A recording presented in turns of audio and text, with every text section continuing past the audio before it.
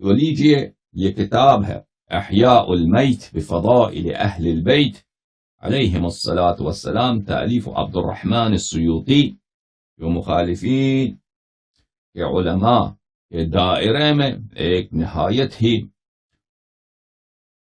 پہچانے ہوئے اور ایک ہی نہایت ہی قابل احترام شخصیت ہے۔ یہ ان کی تصنیف ہے، ان کی تالیف ہے کہ انہوں نے اس کتاب میں اہل بیت ابرار علیہم الصلاۃ والسلام کے متعلق جو روایات ہیں ان کو جمع کیا ہے۔ ایک دو حدیث آپ کی خدمت میں پیش کرتے ہیں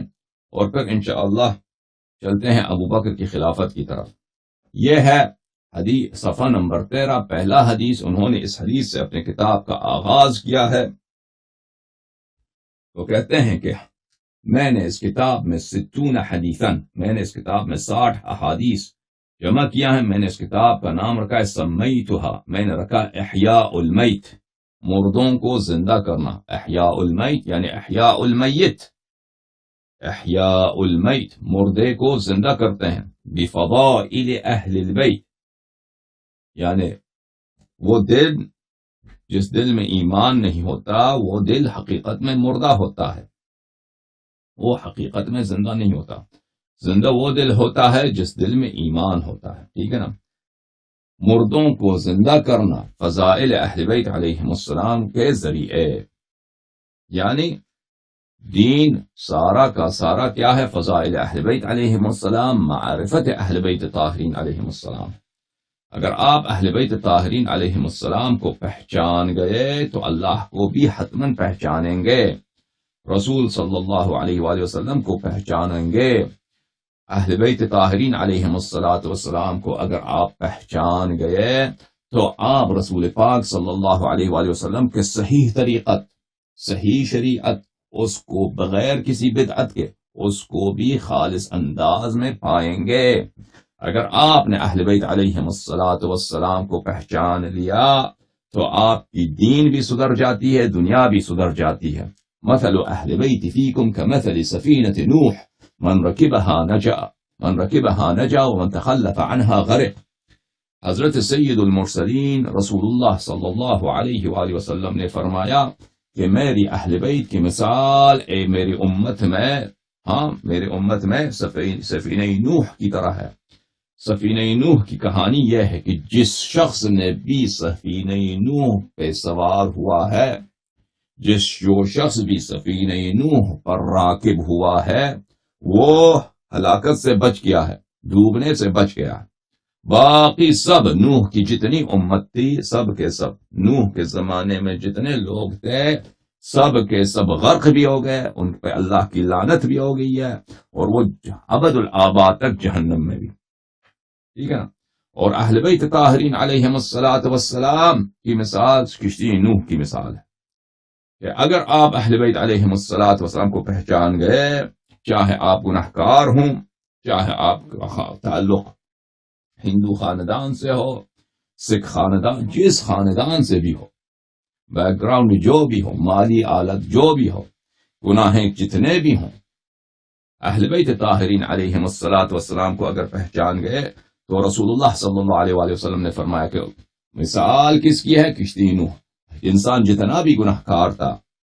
جتنا بھی وہ غریب خاندان سے تھا، جتنا بھی اس کا بیک گراؤنڈ، فیملی قبیلے والے جتنے بھی جرم پیشہ تھے، اگر وہ کشتی نوح میں اس کو ایک کونا مل گیا، اس کو کشتی نوح علیہ السلام میں بیٹھنے کی ایک جگہ مل گئی، تو اس کو دنیا میں بھی کامیابی، نبی اللہ نوح علیہ السلام کی صحبت، ان کی رضا، ان کی پناہ، ان کی شفاعت، اللہ کی بخشش اور جنت میں دخولی مل گئی۔ اور جو لوگ کشتی نوح میں سوار نہ ہوئے، جہنم ہی جہنم، دنیا میں بھی ڈوب گئے، آخرت میں بھی۔ تو احیاء المیت بفضائل اہل البیت، سب لوگ دنیا میں مرے ہوئے ہیں، میت ہیں، مگر وہ شخص جس کے دل میں معرفت ائمہ طاہرین علیہم السلام ہے۔ وہ پہلی حدیث یہ لے کے آتے ہیں، عن سعید ابن جبیر، سعید ابن منصور نے اپنے سنن میں روایت کیا ہے سعید ابن جبیر سے کہ جب یہ آیت نازل ہوئی قل لا اسألکم علیہ اجرا الا المودۃ فی القربى، اللہ تعالیٰ کی جانب سے یہ حکم نازل ہوا کہ حبیب صلی اللہ علیہ وآلہ وسلم اپنے ان بدبخت صحابوں سے یہ کہہ دیجئے کہ اے بدبختوں، میرے آنے سے پہلے تم تو مشرک تھے، تم محارم سے زنا کرتے تھے، تم شراب پیتے تھے، تم نجس کھاتے تھے، تم خبیث کھاتے تھے، تمہیں قتل نفوس محرمہ سے تمہیں شرم نہیں تھا، ایک دوسروں کے قتل کرتے تھے، ایک دوسرے کے عورتوں کو اٹھا لیتے تھے،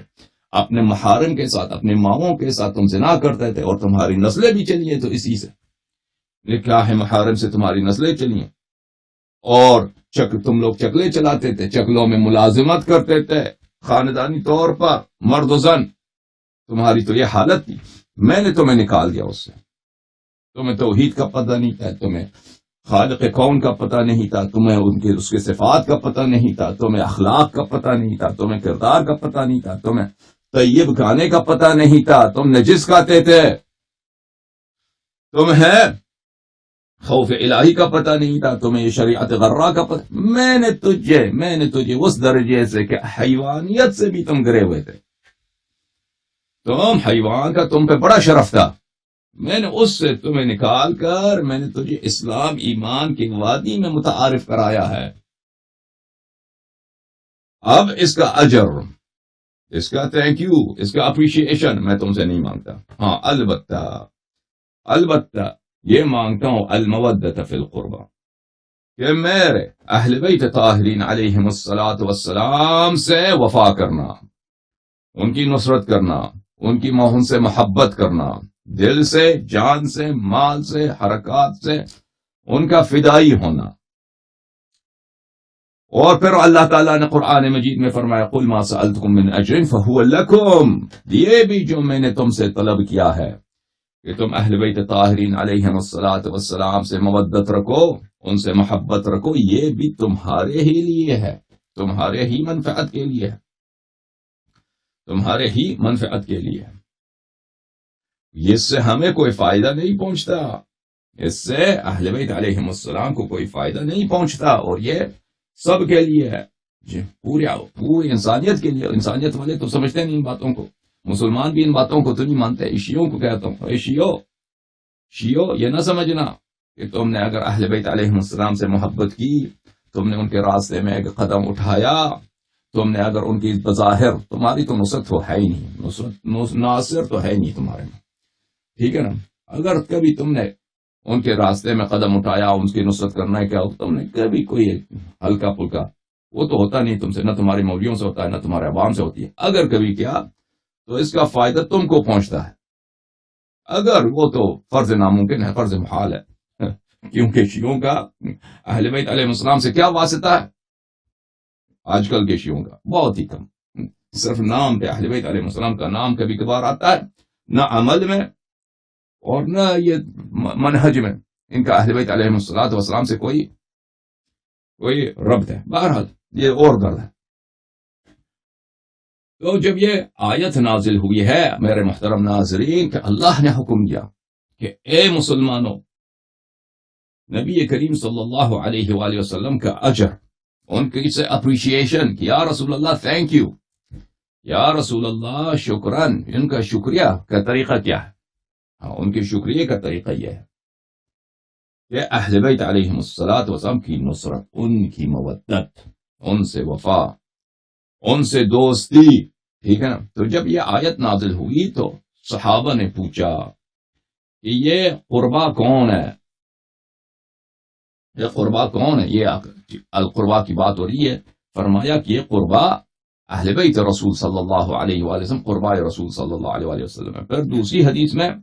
انہوں نے روایت کیا ہے کہ ابن منذر نے، ابن ابی حاتم نے، اور ابن ابی حاتم نے فرمایا اپنے کتاب کی تفسیر میں کہ میری کتاب کے سب احادیث صحیح ہیں۔ ابن مردویہ نے، ان سب نے اپنی تفاسیر میں نقل کیا، اور طبرانی نے معجم کبیر میں، ان سب نے صحابی معروف مشہور عبداللہ ابن عباس سے روایت کی ہے، لما نزلت هذه الآیہ، جب اس آیت کا نزول ہوا ہے، قل لا اسألکم علیہ اجرا الا المودۃ فی القربى، قالوا یا رسول اللہ من قرابتک هؤلاء الذین وجبت علینا مودتهم، پوچھا گیا کہ یا رسول اللہ وہ قرابہ کون ہے، وہ اقارب کون ہیں جن کے متعلق اللہ نے ہم پہ واجب کر دیا ہے کہ اجر رسالت رسول پاک صلی اللہ علیہ وسلم کا جو تم پر حق ہے کہ تم کو کفر سے، شرک سے، نجاست سے، ظلمات سے نکال کر وادی ایمان، نجات کے راستے پر، جنات کے راستے پر تمہیں قدم زن کیا ہے، ان کا شکریہ ادا کرنے کا طریقہ کار کیا ہے؟ قربا سے مودت۔ وہ قربا کون ہے؟ تو رسول پاک صلی اللہ علیہ وآلہ وسلم نے فرمایا علی سلام اللہ علیہ و فاطمۃ سلام اللہ علیہا و ولداہما، اور ان کے دو فرزند، یہ دو فرزند۔ اور اس زمانے میں حضرت امام زین العابدین علیہ السلام کی ولادت نہیں ہوئی تھی، اس زمانے میں حضرت امام باقر علوم الرحمن اور حضرت امام صادق صلوات اللہ علیہم اجمعین اور بقیہ ائمہ ابرار علیہم السلام کی ولادت نہیں ہوئی تھی، تو ان کا ذکر کرنے کا اتنی ارجنسی نہیں تھا، اتنی اہمیت نہیں تھی، کیونکہ جب ان کی ابھی ولادت نہیں ہوئی ہے تو لوگ وہی جو ان کے زمانے میں ہیں، جو صحابہ ان کو دیکھ رہے ہیں کہ ان سے مودت کرنا، ان سے محبت کرنا، ان کو بتانا ضروری تھا۔